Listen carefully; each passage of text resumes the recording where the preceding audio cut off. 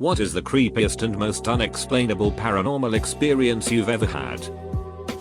Not me. But a friend of mine told me about a dream she had years ago about a decrepit old man who was being chased by wolves.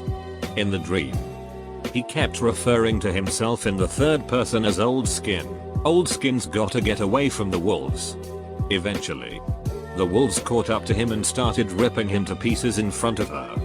And he kept narrating the events in a monotone voice. Old Skin's being eaten alive. Old Skin's gonna die. She woke up feeling creeped out. But the weirdest part came when she started describing the dream to her brother. He stopped her mid-sentence and asked, "Was his name Old Skin? I had the exact same dream."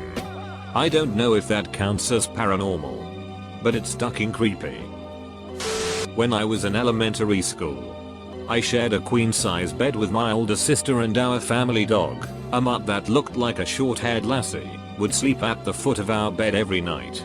When I was about 6 years old, I woke up one night around midnight and saw a dark figure standing at the foot of the bed. The figure was entirely in black without any eyes or a face. I tried to wake my sister up, but she rolled over to go back to sleep. My sister must have accidentally kicked the dog, because the dog woke up and raised her head and started growling at the figure at the foot of the bed. The growling then woke my sister up and she saw the figure and started screaming. When my parents came into the room and turned the light on, nothing was there. To this day, both my sister and I are adamant that we saw a ghost or other demon in our room. We know we aren't crazy because the dog saw it too. When I was about 16 years old, I encountered something that still bugs me to this day. I woke up around 6 AM on a normal weekday and went downstairs to get ready to school. No one else in my family had woken up at this point. I got in the shower, still sleepy and could barely hold my eyes open. After a few minutes of showering, someone tried to get it and I told whoever it was that I was in the shower. The person then proceeded to aggressively open the door. I saw the door handle going up and down like crazy and she whatever knocked on the door harder and harder. And then it suddenly stopped. Didn't think that much about it. But when I got out of the shower I realized that nobody was up yet. I proceeded with eating breakfast. And after a while my dad came down the stairs. So I asked him if it was he who had wanted to use the bathroom earlier. He said no. And that both my mom and younger brother was still asleep. So it could have not been them either. And even if it had been any family member, they would not have tried to open the door so aggressively at 6 in the morning. First post. Don't hate me. Scared Swede. I used to have this reoccurring dream where this black figure with no face would visit me and try to possess me. It would typically enter my being through my mouth, and at that point I would have no control over my dream. It would tell me to do terrible things to people and it had a scratchy voice. The weirdest part that every time it would be inside me I physically would feel ill. I would wake up with the same feeling, oftentimes vomiting right away. The last time this happened must have been 3 years ago. Growing up, my older brother had a computer program that he used to compose piano music on. I remember I was reading in the living room when I heard the most beautiful violin melody I have ever heard. I listened to the whole thing, which was several minutes long. I walked down the hallway to compliment my brother on his masterpiece when I realized my brother was not using the computer. And I was home alone. When I was a kid, about 7-8 years old, I was on my way to the park. It was in the middle of day in the middle of summer. But as I open the gate I freeze, as I hear a very creepy voice whisper my name in the distance. I look around. No one within sight. And I live in the middle of town, small town. Then I hear it again. But this time closer. Still frozen on the spot. Still scouting for the source of the voice. Then I hear it again. But this time, right in front of my face. I immediately unfreeze. Sprint back inside. And hide under my desk. Shaking like crazy. I never went outside that day. When I was younger, I was sitting in my great-grandmother's living room. This house was known to have some issues in regards to paranormal activity. A lighter was casually sitting on the table. My mother smoked. The lighter literally flew across the room and went into the wall, sticking slightly out of it. This was a closed room with no wind or interference. My mother practically shit her pants, and the only time we ever visited with her was when she came to us. Have not been back to this day. I was a rookie cop when my brother committed suicide. He was one of my older siblings, but we were very close. He died in another state. And I had a lot of guilt then about not recognizing the signs. His remains were in bad shape by the time he was discovered. So it was a closed coffin service. About a week after he died, I was back at work one night, and my partner and I see a pimp pistol whipping one of his girls. I jump out and the pimp sees me and the foot chase was on. I was running after him, gun in hand, and he cuts through a narrow corridor under a building that leads to a courtyard in the middle.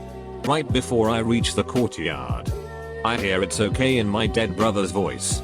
I hit the courtyard and the guy's against the side pointing a gun at my head and squeezes the trigger twice.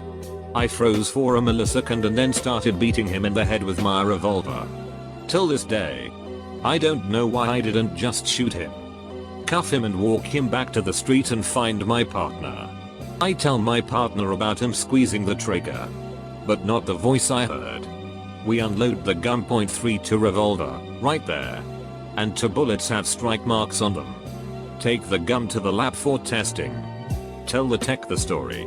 He puts the 2 bullets with strike marks back in and shoots into the test tank. Both bullets fired. About 2 Decembers ago, my fiancé was over my parents' house with me. My parents had gone to a Christmas party and he was helping me set up the tree and decorate the house. All the stuff is in the attic and everyone has said the attic had a strange feeling about it. So we are up in the attic and he mentions he feels like someone was watching us. I say it's probably just the cat as I hand him boxes. We go downstairs and we are unpacking the boxes when we heard a series of huge thuds. I say the cat must have knocked something down, but my fiancé points out that my cat is on the couch asleep. It scared me and I go outside. At that moment, my parents pull up and my dad tells at me for being outside in the cold without a jacket. My fiancé and I tell my parents we heard something and we were officially creeped out. My mom and fiancé decide to go to the room where the attic entrance is. Lo and behold, a box that had been sitting far away from the stairs had fallen down the stairs. Then there was the time my fiancé and I were sleeping at my parents' house. We were getting comfy and slowly dozing off. All of a sudden, right in my ear, I hear a demented, creepy voice say "sweet dreams" and a cackle. I sit up and grab my fiancé. I asked him if he heard that and he said "heard what?" I tell him I heard a creepy voice in my ear tell me "sweet dreams." And he was like, "Oh, I thought you meant that creepy laugh you just did." But no one was in the room with us and I didn't laugh. Not creepy but kind of cool. My mother split and transplanted a rose bush from my grandfather's farm about 40 years ago. It took but never bloomed. At that point she only kept it because it grew into the fence nicely and kept us kids from climbing it. My grandfather died about 5 years after she transplanted it, and that spring it bloomed red roses. A few years after that my grandmother died in the spring after it bloomed white roses. These are the only 2 years it has ever bloomed. Middle of the night. Sleeping. I hear a sound like someone is taking a paper clip from my desk and throwing it against the wall and it bounces across the desk. I wake up to this noise. Turn on the light right by my bed as I sit up. I look over and see nothing. Weird. As I'm ready to lay back down, my 20-pound steel gumball machine falls from the shelf over my bed directly onto my pillow where my head was not 30 seconds earlier. I flip out and scramble out of my bed as I'm totally taken by surprise. As I stand up I feel something under my feet. A paper clip. I put the murderous gumball machine on the floor, the paper clip back on my desk, and crawl into the safety of my comforter. Nothing like that happened again. Edit. The shelf was a bookcase headboard that was only a foot taller than my bed. It probably wouldn't have killed me. Just would have damaged my face, I'm guessing. But I was also 10 years old. So, yeah, no, there's that lack of forethought for you. Just told this story to a coworker. Was around 7 years old and it was near the holidays. The house I grew up in has a downstairs and a basement. So I left my pillow downstairs after a day-long movie binge and went to grab it later that evening. Grab the pillow and look up. See a man on the other side of the room dressed to the nines just looking around paying no attention to me. Weird thing was he was entirely grey. Head to toe. Skin color and everything. Grey. I'm staring. Jaw wide open. Completely petrified with fright. He looks up at me. Notices I'm able to see him. And drops his jaw lower than humanly normal, almost as if he was screaming at me. But without sound.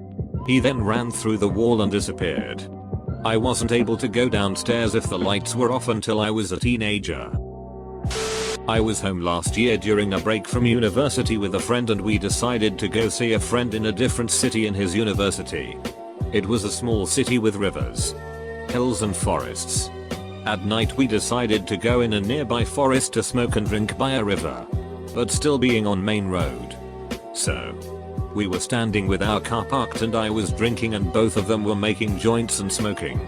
It was about 11 in the night and dark with no lights or people for several kilometers. We had been standing there for about an hour when a 25-26-year-old guy came out of tree line and came to me.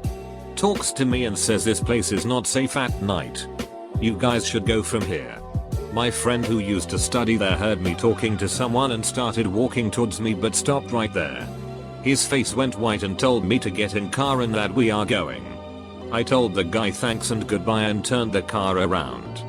For 10 minutes my friend didn't talk and when we were out of the forest, he finally broke his silence and told me that this guy who was talking to me was a boy from his university who died on the same road 2 years back in an accident.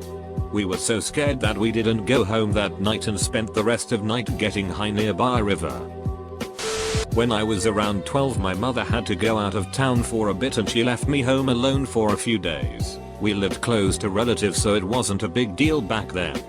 She refused to give me a mobile phone because she figured she could just call me on the landline if anything came up. She told me the date when she'd be back and that was that. The date arrives and I hear my mom knocking on the door downstairs. Calling my name. My dog, who loved her, got excited when she heard her voice and ran down ahead to greet her. She got to the door, freaked the hell out and ran back upstairs to me. I refused to go down and open the door. The phone started ringing and the knocking stopped. I picked up the phone to hear my mom say, "Hey, I'm sorry. I have to stay one more day here. I'll head home tomorrow." TLDR, someone something pretended to be my mom. Didn't fool the dog. Edit, syntax. This didn't happen to me. But it happened to my dad. We used to live in a home that was part of the Underground Railroad. It had a few hidden crawl spaces around the house that was being used as storage in the present. While we lived there my brother started sleepwalking and talking. One night while my parents were sleeping they heard my little brother scream from my bedroom even though he slept downstairs. My dad ran up there but my bedroom door was closed like something was blocking it. So he kicked the door open. But when he kicked it open, a shadow ran past him and my room was ice cold. My brother was laying on my bed, sound asleep, pointing at the closet screaming, "Get her, daddy. Get her." My dad looked but saw nothing but darkness. Quickly picked up my brother who was stiff as a board, covered in sweat, and ran out. When my brother finally woke up that morning he remembered nothing that happened. After we moved out he stopped sleepwalking. When I was growing up, I was tight with the daughter of my dad's cousin. So my second cousin I suppose. Her name was Lisa. We grew much closer as teenagers. Too close really. Anyway, we wised up a little and went our separate ways when it was time for college. A few years passed and I had moved on. One night I got up to take a piss. Didn't bother to turn on the lights. I was washing my hands and glanced in the mirror. There she was. Lisa was standing in the doorway behind me. I heard the echo of her voice. She told me that she still loved me and always would. She then turned and walked out of sight. I stood holding on to the sink for a moment, my heart pounding in my chest. I calmed myself down and decided it had just be a dream. I tried to go back to bed. My pillow smelled like her. She could have been in the room seconds ago. I laid back down, and as I drifted off to sleep I felt her warm familiar presence against my back. The next morning there was no sign of her. No scent. No indent in the covers. I wrote it off as a dream. I got a call from my mom later that day. She told me Lisa had died a few days earlier. She had been killed by her boyfriend. He got drunk and angry and he hit her, and that was that. I guess she stopped by to see me one last time. To say goodbye before she moved on. Here's to you, Lisa. 20 years later and you're still the only woman I ever truly loved. I have tons of stories, especially since I attended a 140-plus-year-old Native American boarding school. A lot of them happened to other people. But I only had one personal experience. When I was maybe 8 years old I had a puppy that stayed outside. This is the res. All dogs are outside dogs. While I was asleep one night I heard the pup crying and I tried to get up to see what was going on. But I couldn't. I felt like there was two huge hands holding me down by the shoulder. I could move my legs but not my upper half. I opened my eyes but saw nothing. I started to lose my breath because as I was pushing up I was choking myself. My puppy got louder and louder. Then it all stopped. I took a big gasp as I popped up and ran to the front door. I opened it up to see my puppy dead on the porch. No blood. No other animals. I went to bed and the next morning we noticed two eye-looking goggle marks high up on the door. We thought it was dirt but it never could come off. This was on the reservation in middle of nowhere, so skinwalker was a possibility. Otherwise, I really don't know. When I was a kid, I lived in a house that was haunted with all sorts of paranormal beings. One of my first memories was actually an experience with one of these beings. I was about 4 years old. Standing in the entryway in our house. Facing the door. I stop and notice there are two people standing in front of the door. Staring at me. One was a tall, middle-aged man. Dressed in black 1900s era suit. The other was a boy. Wearing what I figure now was a red baseball uniform. The boy looked up at the man and said, "Why is he staring at us?" And the man replied, "It's okay. He can't see us." I still remember that experience clear as day. Almost 14 years later. We also had multiple incidents of poltergeist activity. Stuff like baskets literally flying 10 feet off the wall and aimed at me and my family. Pictures falling daily. Etc. My sister also used to see priests and some of our deceased relatives from her crib. TLDR, I lived in a haunted house.